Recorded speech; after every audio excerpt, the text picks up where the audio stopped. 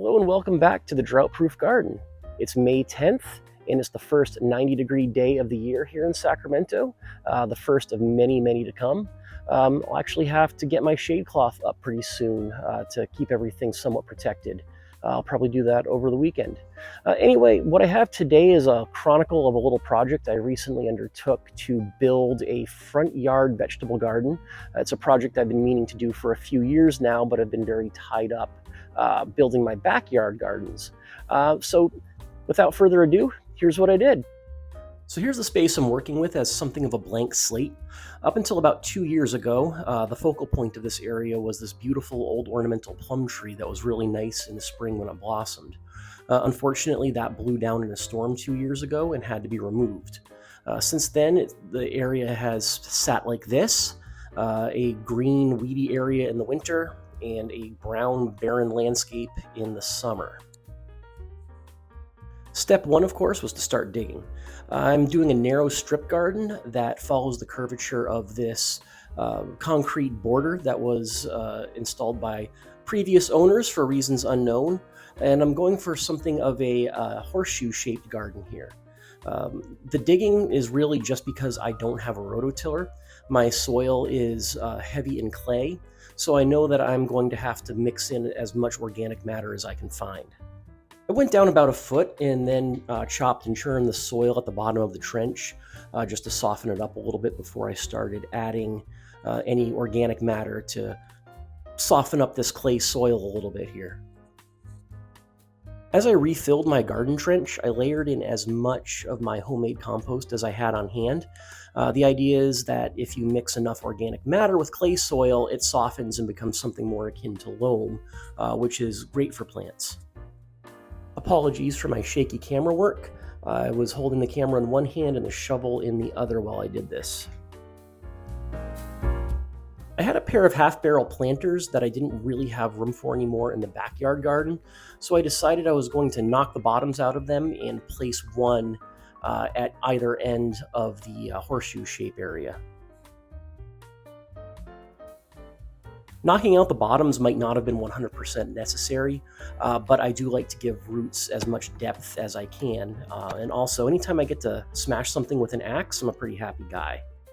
In spite of blending in as much compost as I could get my hands on without spending a lot of money, I knew the soil probably wasn't going to be great for at least a season or two. It does take time to amend clay soil into something that's, really arable. So I decided to dig in some wells of very compost-rich, really good soil.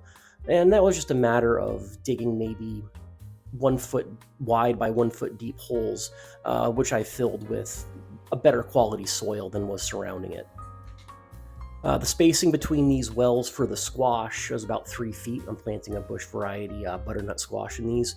And then in between each of the wells for the squash, I am putting a well in to grow some sunflowers.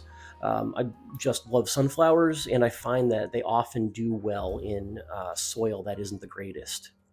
My hope is that planting in these wells of soft, nutrient-rich soil will allow the plants to get really established in terms of a healthy root system before that root system has to contend with the denser, clay-rich soil that surrounds them.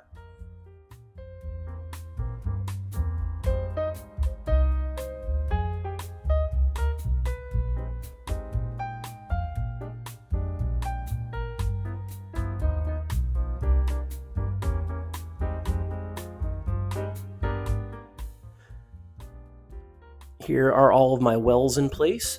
Like I said, I'm doing every other one with a bush variety butternut squash with sunflowers in between. I will be direct sowing, which I'm not a fan of, but we'll see how it goes. Next, I installed a simple drip irrigation setup to save watering time during the summer. I've found drip irrigation is essential once you've hit a certain amount of square footage in terms of garden space. More than maybe 2 or 3 8x4 garden beds, and hand watering just becomes so time consuming it's really impractical.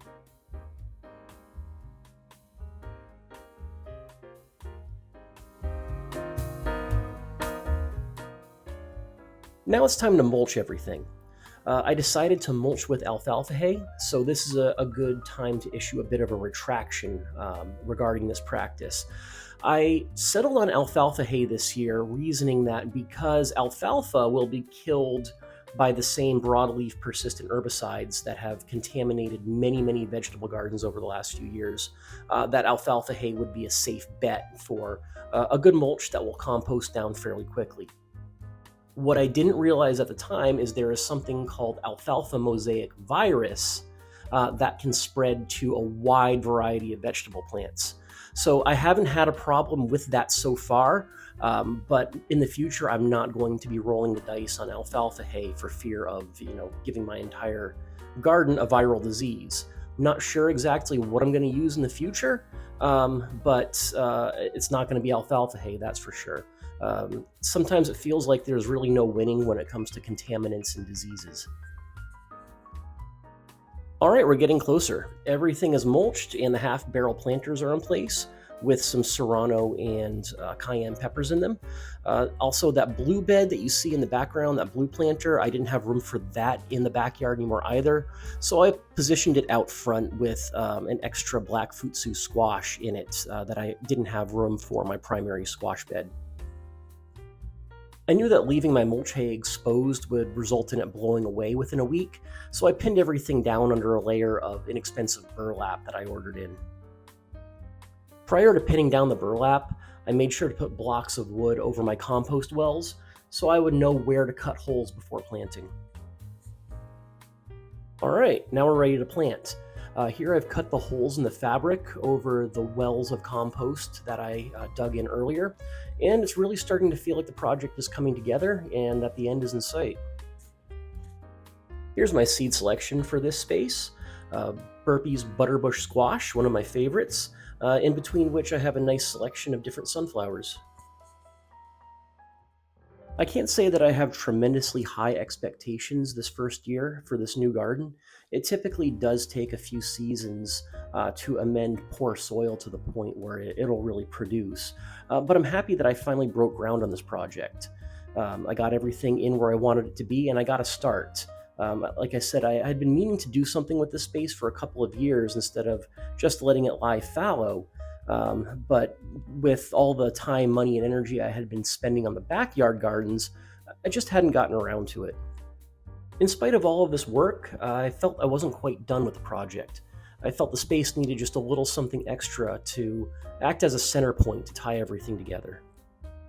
To act as that centerpiece, I purchased this semi-dwarf lime tree from a local nursery. This will only get to be a maximum of 15 feet high, so it's nothing that's going to overwhelm the area or endanger any structures with its roots. Here it is in place.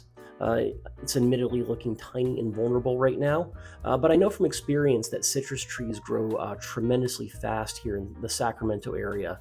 Our Mediterranean climate is really ideal for them.